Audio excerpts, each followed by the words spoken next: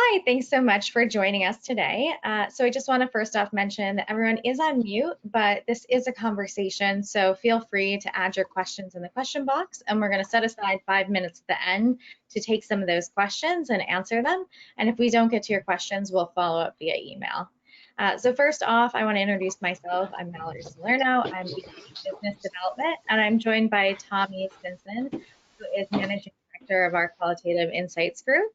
So thank you again for joining us, and we're here today to chat a bit about how brands are faring in our evolving marketplace and how qualitative or digital qual can help connect brands and consumers together. So if we want to start off, and if you're not familiar with Mirror Matchbox, basically we are a tech-enabled advisory company that operates around the globe, and we are grounded in the idea that decision making at its core sits at the intersection of behavior and emotion.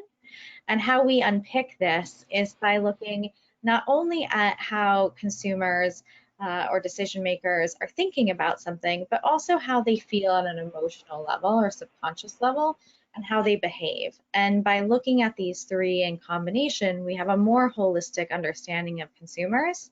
And then by layering in cultural themes, we have a better understanding of what's happening contextually, so we can then dive deeper into the types of strategy that you want to start building for your brands. So, Tommy, I know you were talking to me earlier about some brands that are particularly relevant right now. So you want to tell us a little bit more about why you highlighted these? Yeah, hi, good morning, everyone. Thank you or good afternoon, depending on where you are, or good evening, I suppose. Yeah, thanks, Mallory. I think I guess I wanted to start the conversation with I think an illustration of the importance of making really effective brand connections right now, given how rapidly things are changing and how quickly brands have to be able to respond. And I just highlighted a couple of companies that have been particularly prominent in the last weeks or even months in the effectiveness of the communications and the messaging and the rapidity with which they've gone out with something that's whether the broad consumer base agrees with them or not, they've gone out with a message that has connected with their own customers and their target audiences in a way that I think demonstrates just frankly the importance of doing this right now and taking not missing the opportunity to deepen connections. So that's all. It's nothing specific here other than just to say this is hugely important, and getting it right makes a material difference in terms of brand performance and the bottom line. So yeah, that's really it. Yeah, no, that brings me to my first question. So I'm hearing a lot of challenges that are keeping clients up at night. And so one of those first challenges I want to get your perspective on is this idea that, with the market changing so quickly, this pressure to get it right, my clients are saying, is now the right time to do brand research, especially if you can't get in the room with a consumer to see how they might react to a product, whether you want to test a message or packaging, or if you're putting together a strategy, you can't see their facial expressions, you can't see how they're reacting. And then on the flip side, to do an ANU takes a really long time. So you're going to make those changes that are coalescing in the market so quickly. So what are you saying to clients when you hear those kinds of challenges? Yeah, it's a great question. I think at heart there, I think the question is, do we have to be face-to-face with people for qualitative, right? In order to really understand what they're feeling, what they're doing, what their behaviors are around the brand. And traditionally, the setup for a quantitative tracker, certainly the setup for a qualitative set of groups or ethnographies or something like that, makes it really difficult to respond nimbly and to get in field quickly. And I think this is where digital really excels. So a great example, we were working with a client a couple of weeks ago who really needed to nail the communications around how they were responding in light of the COVID-19 shutdowns. And in traditional methodologies, it would have taken us a while. I just don't know that we would have maybe gotten on the phone with people. I don't really know how we would have responded with the quickness that they needed. But with our Martu Hub platform, we were able to to get in extremely fast. We basically talked with them in the middle of the week. We conducted digital qual interviews and some great projective techniques to get kind of underneath what people were thinking and really understand how they were feeling. And we did those over the weekend, and they were able to conduct iterative rounds of message testing. And by the middle of the next week, they had their message out, multi-channel, on brand, tested and refined.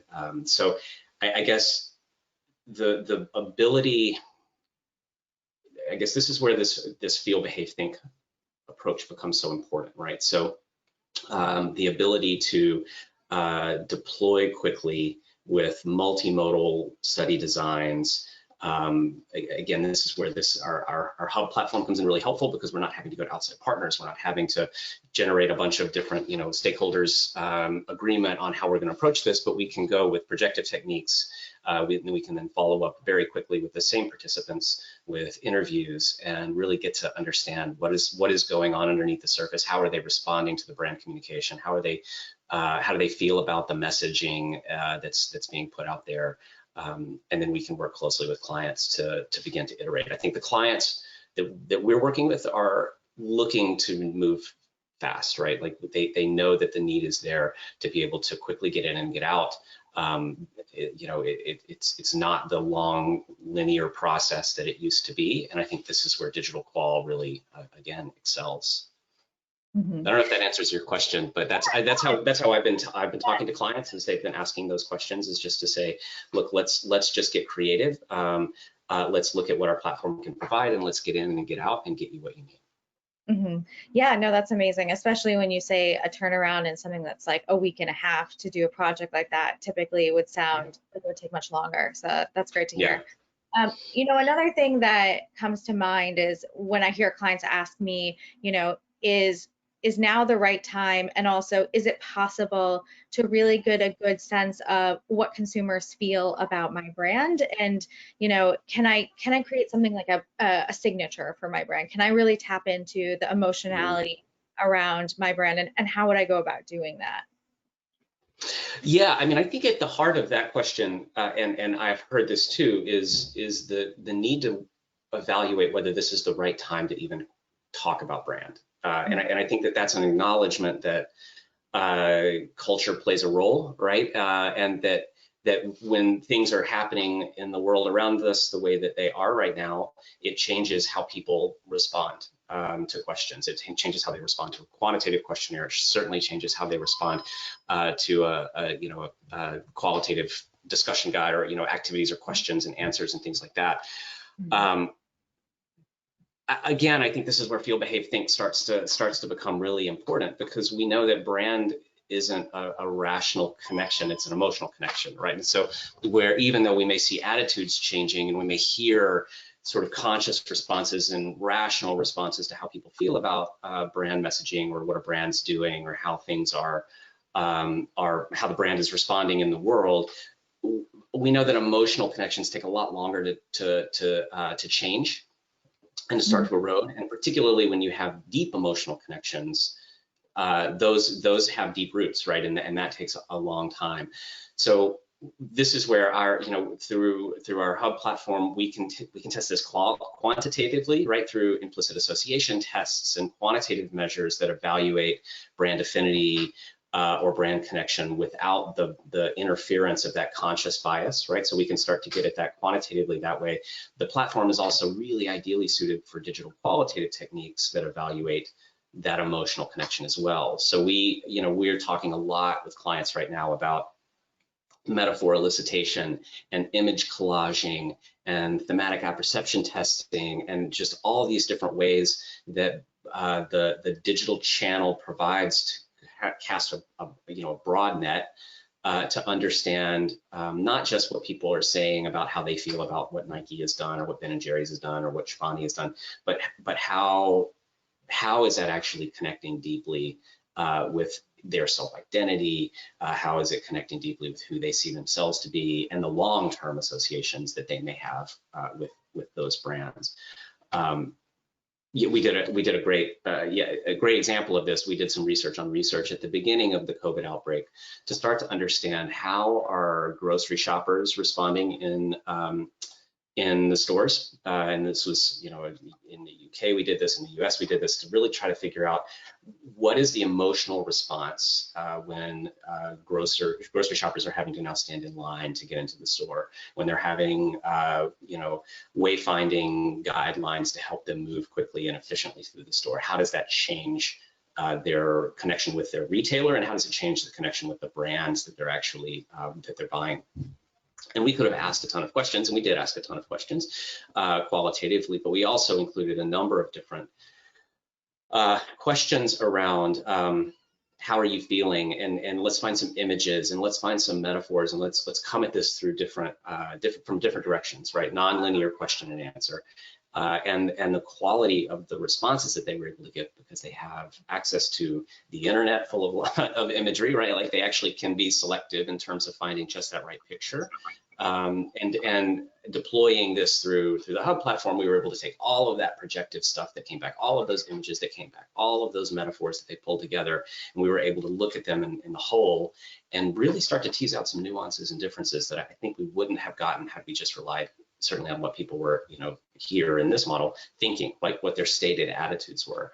And we started to see how much of a core threat the current environment was to the stability that they tend to associate with grocery stores, right? How much it was a threat to the community feel that some of them in some markets felt by just being in a store and shopping with neighbors and checking out with the checkout person that you've gotten to know over the years of shopping there.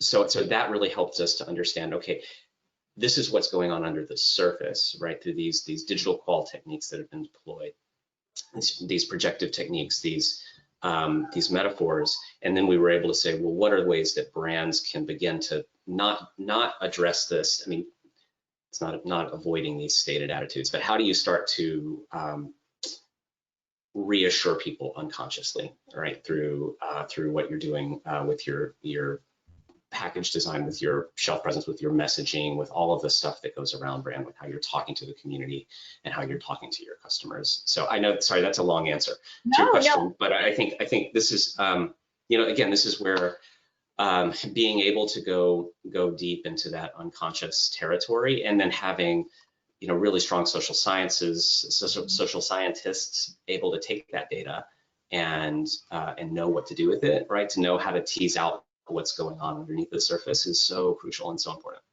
Yeah, you mentioned something there that actually leads into one of the questions we got.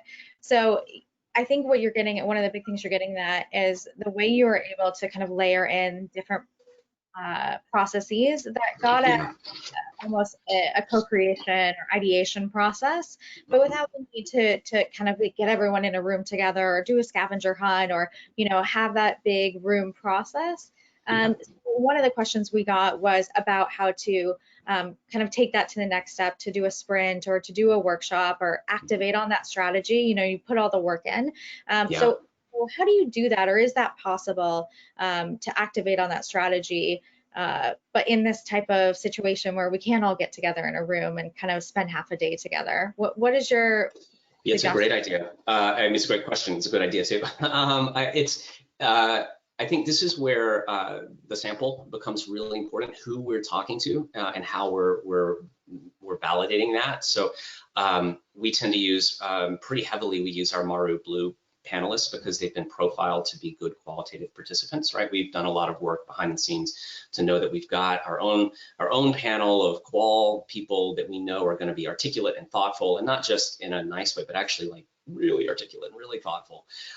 Because when you have, particularly in sprints, when you're doing co-creation or when you're workshopping, having the ability to, I think of it like breaking down the walls between client and our brand and customer, or my target audience and my brand, and bringing, we often bring clients and their customers together. And when we've got a really great engaged participant pool with, everybody now, I'm sure anybody on the call right now say like we are much more proficient with collaboration software and Zooms and GoToMeetings and Blue Jeans and all of those, that we're actually, it's not as far off as it used to be to say, gosh, could we do this digitally? People are doing it. We are doing it that way, and we're finding really good results. People are pretty flexible, and they're able and willing to just say, hey, let's figure this out. Like we're not going to be so formal about it. Let's just make it work. And I think often when you introduce that level of authenticity and informality into the conversation with consumers, they respond really well. Yeah, another thing that you mentioned before is, earlier when you're talking about one of the examples is how important it is to bring the consumer into the conversation really early on, infuse voice early on in the process when it comes to considering, what their fears are, how to adjust for them. But I think it's also important what you mentioned there is to bring them on even in the end stage when you're validating some of those ideas or you're developing out the strategy. Is there any, one of the questions we got here, is there any concerns or any hiccups that you've run into along the way as you develop or test out some of these digital tools, whether it be something where clients are doing it themselves or something that you're doing as a full serve offering? Any hiccups or problems or lessons learned? Yeah, lessons learned that you could share. Yes, I think one of the things that our team has been doing really well has been acknowledging up front what's happening in the world and giving participants a chance to talk about that before we dive into questions. I think it humanizes the process, which I mean is a consideration when you're not face to face. So I would say one thing we've learned is just to be upfront and be transparent. I think something else we've learned is to give it a little bit more time and not jump in right away as quickly as we might have 6 months ago, and giving people time to just settle in. I think consumers and end users are looking for authenticity, and they're looking for an opportunity to engage with brands and with processes and researchers who can sit with them and provide some solidity. So there's that emotional connection, right? That's again getting to that emotional piece that we know as moderators. We would say, look, this is a safe space, or however we introduce that in a group context. I think the other thing that we've learned is bringing clients along the way is probably more important than it ever has been. So in fact, I was talking to a client this week about the idea that fieldwork historically has the danger with qualitative fieldwork is that it can be a black box, right? We go off into field, especially if we're going and doing a bunch of ethnographic work. We can lose momentum because it's a long process. And what we're starting to see more and more of is that clients need to be brought in on a daily basis, and so we can grant them access through our hub platform. We can give them direct access, but also not just passive pull of clients, but actually pushing information to them. So sending them snippets from the work, sending them daily summaries. That's actually been crucial in the last few weeks, especially just because things are moving so fast, and there is such a fear of getting it wrong that we want to make sure that everybody, basically, we are just we're all one team. We're all in this together, and let's really make sure that everyone feels comfortable with where we're going and how we're getting there. Yeah, I love that idea of being partners or solidarity partners. Yeah. Way of saying it, and the snippets are a great one. So I'm going to also ask a question about deliverables. Like, are there new deliverables or new way of presenting things? And I think what you touched on there too is, whether it's access to seeing something in real time or being able to log on and see it later through the hub, or just those 30-second clips, which you can send through your phone. Oh my gosh, huge. Yeah. So great with just like a title card that says like, here's the insight, here's the clip to support it, is my favorite way to present something. Like, there's always a deck to go with it, but what's better than just a consumer saying like, here's what I feel, and then you can have a bunch of clips like that. That's my favorite. Yes, and I would actually add to that. I mean, we're in some instances even seeing that the deck, the PowerPoint deliverable or whatever the traditional output has been. You're right. Generally, it comes, but it actually increasingly is coming later as almost an afterthought. So really, the insights and the nuggets are, hey, here's a 30-second video. Please watch this. please log into the hub and take a look at this. This is really important. You need to see this right now because it will affect what you're talking about in your, your meeting in an hour. So it's just like boom, boom, boom. And I think that's, it's really exciting and exhilarating as a researcher, as a client partner, as a client advisor. That's really, I love that because it does feel like we are all operating as one. Yeah, it was like the postcard of maybe 10 years ago. It's like Exactly. The video. That's a great, yes, exactly. That's exactly right. Well, we are actually at the end of our time, but we have Yeah. another piece coming up. Do we have a date yet, or are we still working on? It will be around the last week in June. We're still looking at some specific dates. The July 4th holiday in the U.S. creates some conflicts around scheduling. So we will communicate back to anybody who's registered on our next conversation. And actually, that the goal of that conversation is to talk about digital qualitative as specifically it relates to innovation. Some of what we talked about today: sprints, co-creation, iterative design, design thinking, all of those topics. So please be on the lookout. I'd love to see people there. All right. Well, thank you everyone for joining us, and thank you for all your questions. We look forward to seeing you at the next session. Thank you again. Thanks, everybody. Have a good afternoon. Bye. Bye-bye.